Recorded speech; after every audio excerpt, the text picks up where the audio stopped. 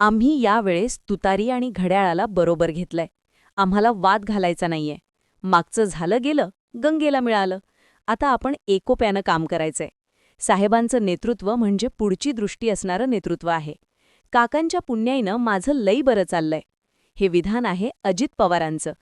पिंपरी चिंचवडमध्ये झालेल्या सभेत अजितदादांनी थेट शरद पवारांचं कौतुक केलं आणि झालं गेलं गंगेला मिळालं असं म्हणत भूतकाळ विसरायचा संदेश दिला. दुसऱ्या बाजूला भाजपचे मंत्री आशिष शेलार यांचे सुद्धा एक विधान चर्चेत आलं. आम्ही स्वातंत्र्यवीर विनायक सावरकर यांचे भक्त आहोत. आम्ही आणि आमचा पक्ष सावरकरांच्या विचारांवर चालणार आहोत. त्यामुळे उपमुख्यमंत्री अजित पवार यांच्या पक्षाला सुद्धा सावरकरांचे विचार मान्य करावेच लागतील. तुम्ही याल तर तुमच्यासोबत आणि नाही आलात तर तुमच्या विना. विरोधात शिरलात तर विरोधात. आम्ही आमचं काम करत राहू.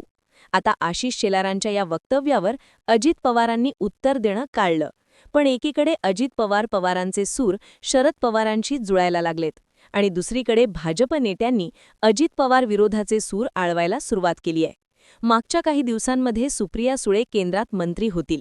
स्वतः गौतम अदानी मध्यस्थी करतायत. शरद पवार राजकारणातनं निवृत्ती स्वीकारतील आणि अजित पवार गटात पक्ष विलीन करणं हाच एकमेव पर्याय म्हणून पाहिलं जात होतं. आता हा पर्याय तितका सोपा ठरणार होता का? तर नाही. कारण शरद पवार गटातले नेते देखील या कृतीने दुरावणार होते. प्रशांत जगतापांनी राजीनामा देऊन ते दाखवून देखील दिलं होतं.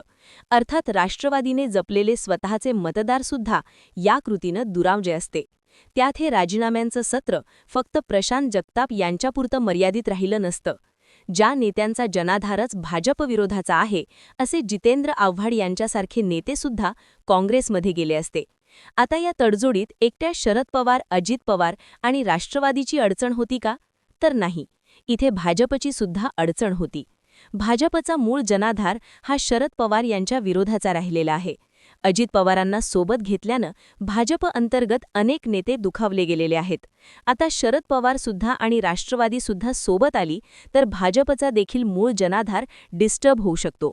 बरं, हे प्रकरण देखील जनाधार डिस्टर्ब होण्यापुरतं थांबत नाही. तर ज्या पवारांच्या पर्यायामुळे काँग्रेसला 99 नंतर महाराष्ट्रात एक हाती पसरता आलं नाही, ते पर्यायसुद्धा बाजूला गेले असता. थोडक्यात शरद पवारांना घेऊन अजित पवार एनडीएच्या कंपूत दाखल झाले तर महाराष्ट्रात काँग्रेस देखील पुन्हा आपलं जनमत तयार करू शकतं. म्हणजेच काय, तर शरद पवार यांच्यासहित अखंड राष्ट्रवादी महायुतीत येत असेल तर भाजपसहित शिंदेच्या शिवसेनेचे मतदारसुद्धा डिस्टर्ब होतील. पवारांच्या अखंड राष्ट्रवादीचे मतदार देखील डिस्टर्ब होतात आणि संपूर्ण घडामोडींचा थेट फायदा काँग्रेसला होऊ शकतो. आता यावरचा एकमेव उतारा काय दिसतो? तर अजित पवारांनी थेटपणे भाजप विरोधाची भूमिका घेऊन विरोधातली स्पेस व्यापणं. आता हा पर्याय राष्ट्रवादीसहित भाजपच्या फायद्याचा कसा ठरू शकतो ते सुद्धा पाहूयात. तर या पर्यायातनं भाजपला होणारा फायदा म्हणजे काँग्रेसची स्पेस पवार घेऊ शकतात. महाराष्ट्रातनं काँग्रेस संपत नाहीये याची जाणीव भाजपला लोकसभेतच झालेली आहे. काँग्रेस आपला मूळ जनाधार कायम ठेवतं. तुल्यबळ उमेदवार जर काँग्रेसला मिळाले तर भाजपला काँग्रेस हाच एकमेव पक्ष हद्दपार करू शकतो याची जाणीव भाजपच्या नेत्यांना आहे. इथं विरोधी पक्ष म्हणून काँग्रेसशिवाय राष्ट्रवादी मोठी झाली तर भाजपचा एक प्रकारे फायदाच होतो. कारण राष्ट्रवादी विरोधाची स्पेस घेऊ शकते. पण जेव्हा भाजपला गरज असेल तेव्हा बाहेरून पाठिंब्याचं राजकारण कायम ठेवू शकते. उद्या ही स्पेस जर काँग्रेसने घेतली तर कुठलीच तडजोड करता येत नाही. त्यापेक्षा काँग्रेसची जागा ही राष्ट्रवादी घेत असेल तर भाजपसाठी ही सगळ्यात चांगली गोष्ट ठरू शकते. आता राष्ट्रवादीचा या समीकरणातनं काय फायदा होऊ शकतो? तर आज महाराष्ट्रात 6 पक्ष आहेत. पण महाराष्ट्रात सगळ्यात मोठी गरज कुठल्या पक्षाची आहे? तर ती आहे थमक्या विरोधी पक्षाची. सत्तेत 3 पक्ष आहेत आणि विरोधात 3 पक्ष आहेत. विरोधातल्या या 3 पक्षांपैकी 2 पक्षांची अडचण भाजपला आहे. उद्धव ठाकरे आपली भूमिका ताठर ठेवतात. त्यामुळे त्यांना बळ देणं भाजपसाठी अडचणीचं ठरू शकतं. काँग्रेसला बळ देऊन चालतच नाही.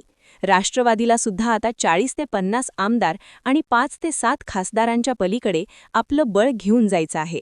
आणि हे करायचं असेल तर विरोधाची संपूर्ण स्पेस घेण्याचा एकमेव पर्याय अजित पवारांसमोर असू शकतो.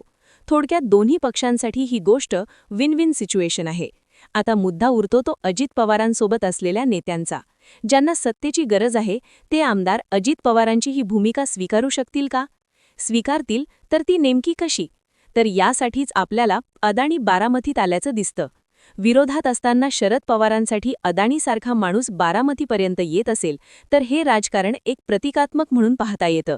विरोधकांकडे ताकद नाही म्हणून आज विरोधात राहायला जनाधार मिळत नाही. पण शरद पवार, अजित पवार हे बळ जर विरोधात राहून देत असतील, आपली कामं केंद्राकडनं काढून घेता येत असतील, तर विरोधात राहण्याची काहीच अडचण अजित पवार आणि शरद पवार यांच्या सोबतच्या आमदार खासदारांना नसणार आहे. एकीकडे भाजप विरोधाचा जनाधारही मिळतो आणि दुसरीकडे विरोधात राहून कामही करून घेता येतात. आता इतकं सगळं चांगलं असताना प्रयोग झटक्यात का होत नाही? तर याचं उत्तर आपल्याला पुणे आणि पिंपरी चिंचवडच्या निवडणुकीत दिसतं. पुणे आणि पिंपरी चिंचवडमध्ये अजित पवार काँग्रेसला सोबत घेऊन देखील लढले असते.